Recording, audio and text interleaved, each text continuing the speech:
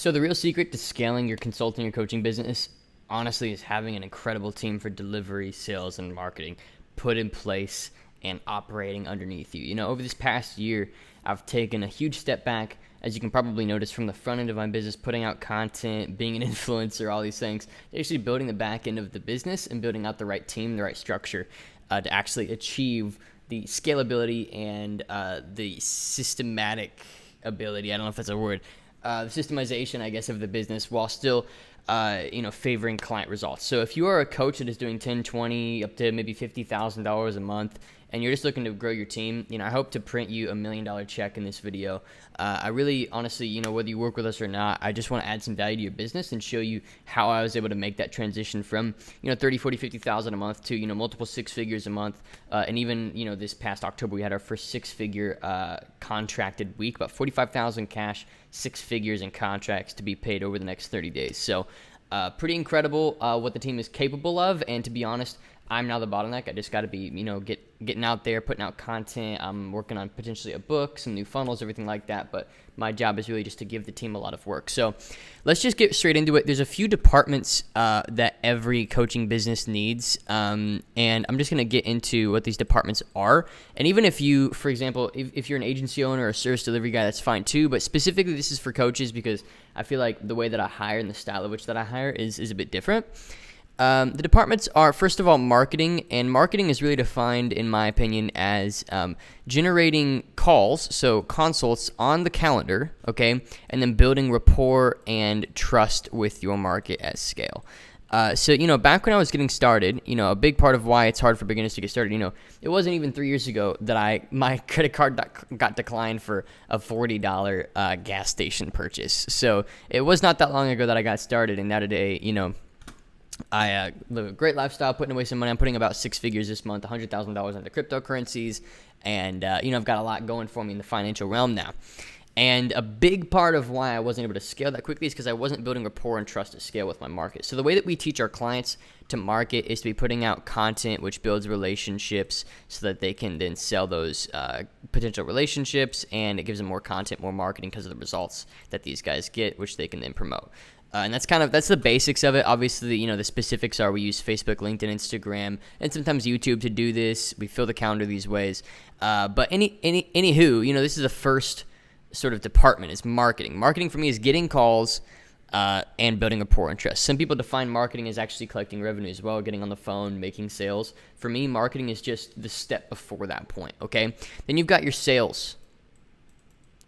Sales is actually people who are on the calls to make sales to the right fit. So people that you can help, people that are a good fit for your offer and that you can get results for, they book, and then they end up coming through. So really, I'll just kind of say calls. I think that's the right word. They're there to take calls. Okay. Then you've got the actual coaching, and this is where a lot of people don't understand they can build out a team for this. For coaching, they can actually build your product with and for you. They can do one-to-one calls when needed with clients. They can hold clients accountable. And they can even just kind of tone check the community and keep you updated on, what might be needed in terms of content. Now, you're going to have to communicate with these guys because the reality is they have an extremely intimate look at your business, and they've got a lot of control over where the business goes in general, because if they're not up to speed with exactly what your clients need, then to be honest, your product quality is going to be pretty crap.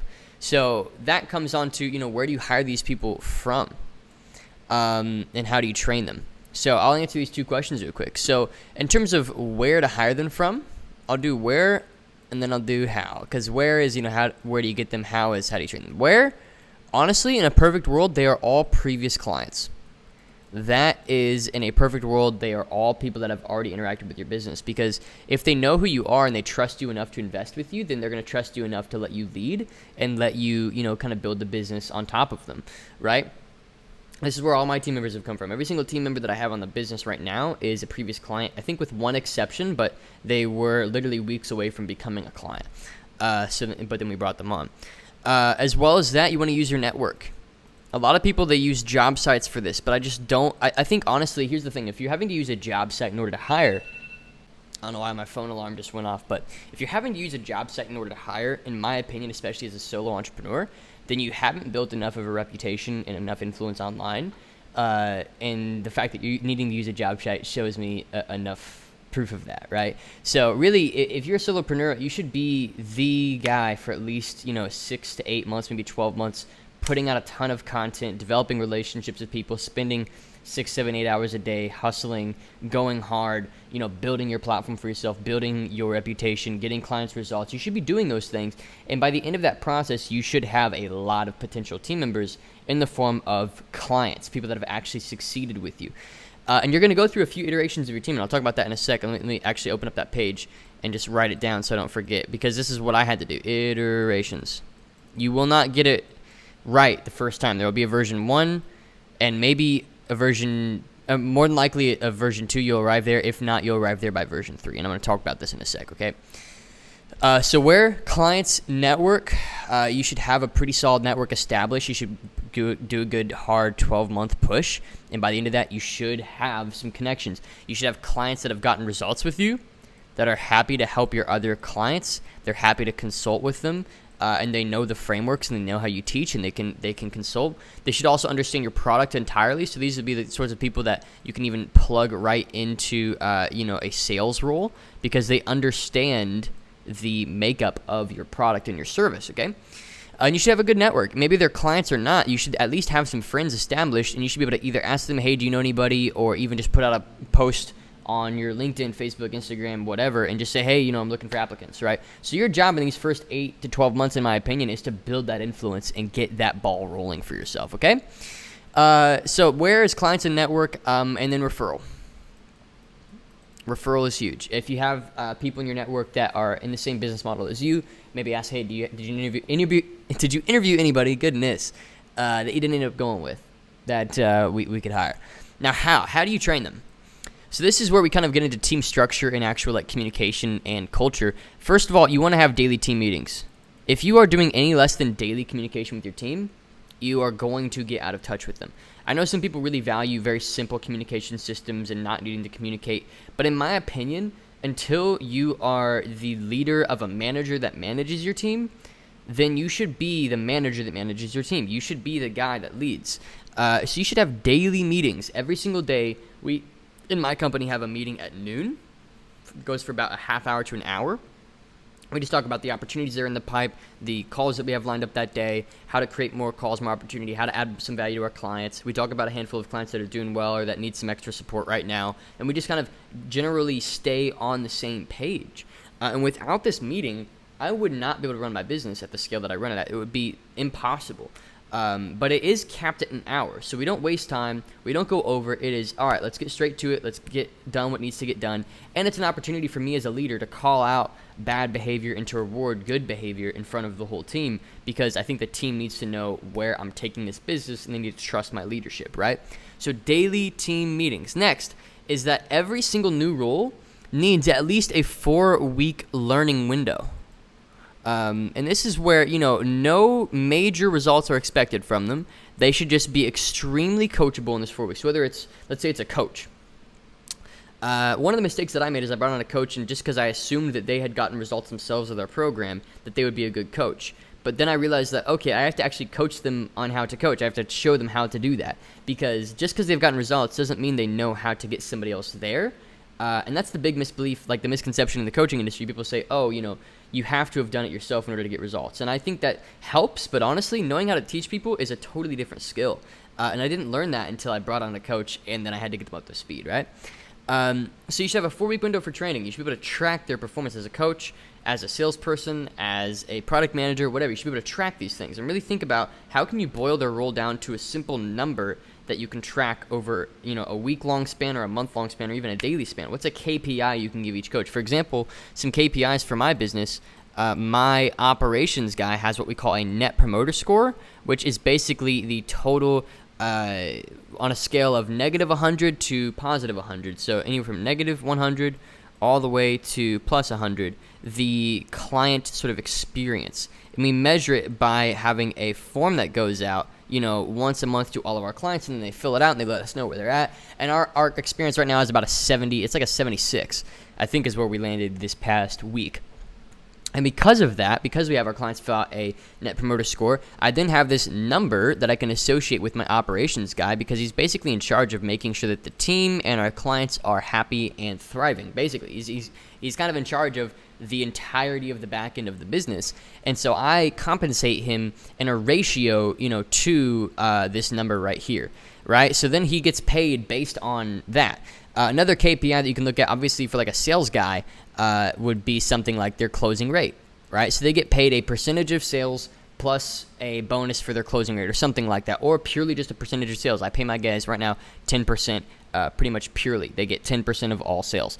Then you've got like coaches, and how do you actually measure coaches? Well, again, it can come back to NPS, or it can come back to the results to the amount of time.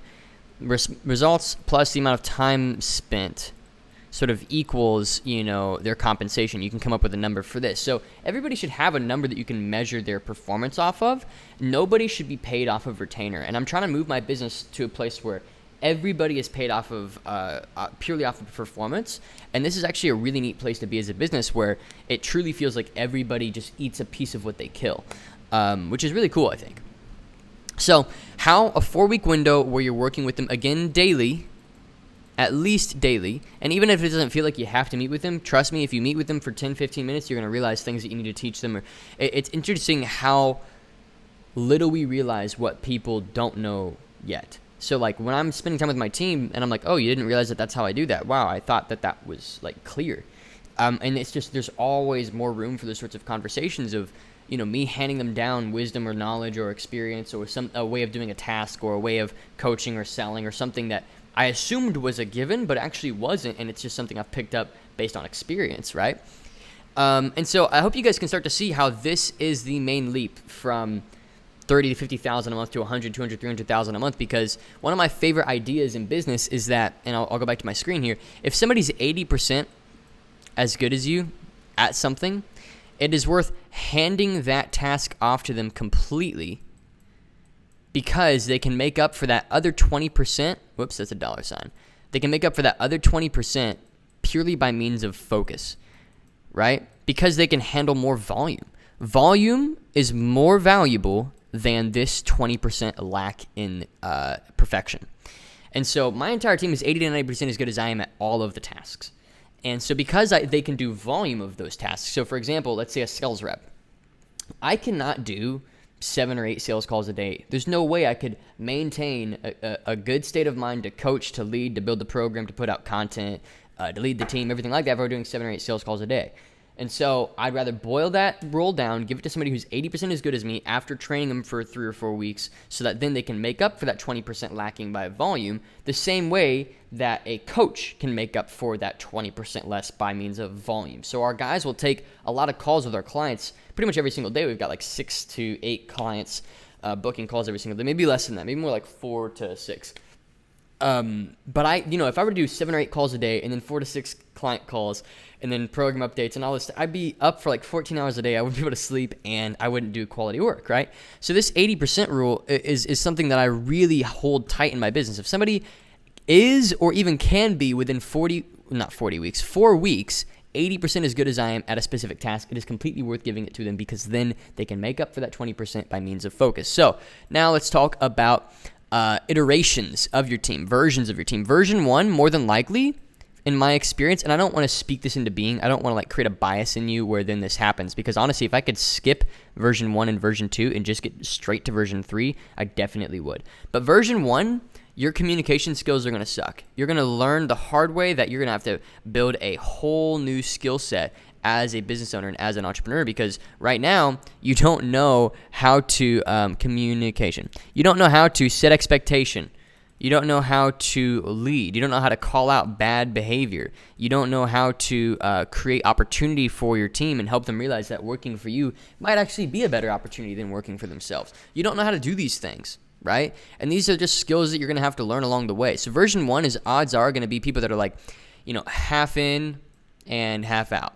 Right? They're going to be very 50-50 on working with you. They're going to have one foot out the door the entire time. That's how it was for me. But I had to learn how to communicate with these people. The skill that I got from version 1, honestly, was communication.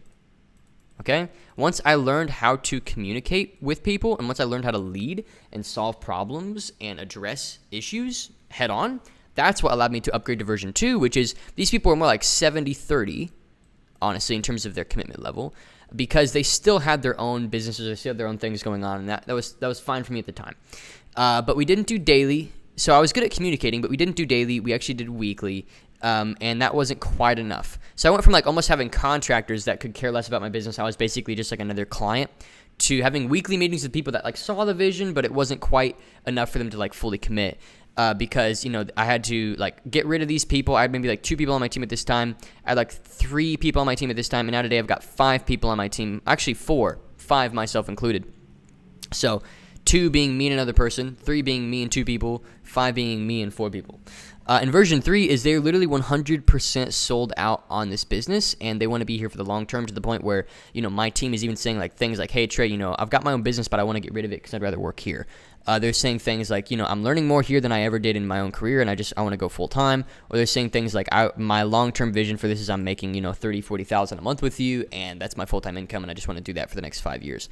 And once you can go through these stages, I honestly think you have to go through these stages, and you can expect yourself to go through a similar version of my iterations where you didn't have a lot of clarity, you weren't good at communication, and these guys at the start were just kind of like half in, half out. Then you got some more buy-in, and then you got full buy-in. And along the way, your skills, let's say this is time, and let's say this is your communication skills. Your communication skills start to raise as well, and because of that, you can really expect this version 3 to be extremely proficient. So that is how to build your team. The roles I recommend you build into your company are roles that effectively replace your marketing, your sales, and your product. Those are the main elements of a coaching business in the first place, right? Your marketing, sales, and your product. And the one thing that I can't quite hand off is YouTube, because obviously I'm the only one that can make that. Sorry, it's been like 3 weeks since I've recorded a video. I'm the only one that can make that. And because I'm the only one that can make that, I can't quite hand it off. And I don't feel like it would, my style, I don't want to hand it off to somebody. I really want me to be in charge of that, because I think I understand why our products sell, and I understand our client base more than my team probably ever will. And so I want to be doing the front-facing communication with our marketplace. But you can hand off things like, doing organic prospecting, or you can hand off things like doing sales calls, or setting up ads, or writing ads on your behalf, or writing posts on your behalf and posting them out and setting appointments, or who knows what. Like, those are the sorts of roles that I've started to hand off, and it's been really cool seeing 5 to 8 appointments every single day come in, and then we're closing 1 or 2 clients a day like clockwork without me even needing to be there, and that allows me to do more higher level creative work. So this is how to build your team, guys. And if you want to break away from that $30,000 to $50,000 a month plateau, this is what you have to do, and this is what we work with our higher end level clients with. This is what we work with our clients. My goodness, I can't talk, dude, and I refuse to do cuts. My style is I hate doing cuts because like my words are stumbling over themselves. I'd rather just work on the muscle, right, and just like force myself to be uncomfortable and just do it than like rely on fancy editing. But anyway, this is what we work with our high level clients on. We help them identify, train, onboard their team, and basically our team trains your team directly. So if you are a coach or a consultant and you're doing, $20,000, $30,000, $40,000, $50,000 a month, and you're ready for 6 figures a month, $100,000, $200,000, $300,000 a month in your business, and you've got a lot of proof of concept, you just know that you're the bottleneck right now, I'm urging you to schedule a call with me. I only want to work with about 3 people a quarter, but one of our current offers is that our team will effectively come in, and every role on my team will train every role on your team so that they're just as effective as mine. And look, my team brought in 6 figures in a single week last month, and so I'd love for you to schedule a call using the link in the description. If it books you in with a team member and you'd rather speak with me regarding our high-level offers, that's totally fine. Hop on that call. Just be completely honest and transparent. We expect only honesty and transparency from our prospects. That's all we ask of you, and we ask that you're hungry for more and that you're ready to make a decision if it's a good fit. And if that sounds like you, book your call using the link in the description. We'd love to speak with you, and we can cut the learning curve by 3 or 4 years. Honestly, this took me about 3 years to figure out. This version 1 took me, about a year and 2 months. The version 2 took me about 8 months, and version 3, it's now been running for about 6 months now. So it took me, more realistically about 2.5 years, but still a long time to really master. And if I had the opportunity to have somebody else's highly proficient team just come in and train mine directly, I would have paid 50, 60 grand for that, because now it's so valuable for my business, and we're not even charging, half of that. So I just want you to schedule your call and see if it's a good fit, and if it's a good fit, we'll get you going on the spot, and we'll hook you up with all of our resources, and we'll start working with you directly. But again, the goal of my content is that even if you don't pay us a dime, that I add value to your business. So if you did find this video valuable, message me on Instagram at Trey Cockrum and let me know kind of what you learned. And a good place to reach me is Facebook. We've got a Facebook group and a lot of resources. And I just want you guys to engage with me. I hate when somebody's just a YouTube viewer and they don't engage, because I'm a guy and I love making friends and building relationships and meeting the people that enjoy the content, because for me, it's always valuable to know exactly what this content has been able to do for your life or your business. And so I want you to message me and let me know kind of where you're at, or leave a comment and let me know what you took away from this video. It would do my heart very well to know exactly how these business-related videos are serving you, so that I can continue to make more that are just as valuable. Thank you so much for watching. Hopefully you enjoyed, and I will see you in the next one.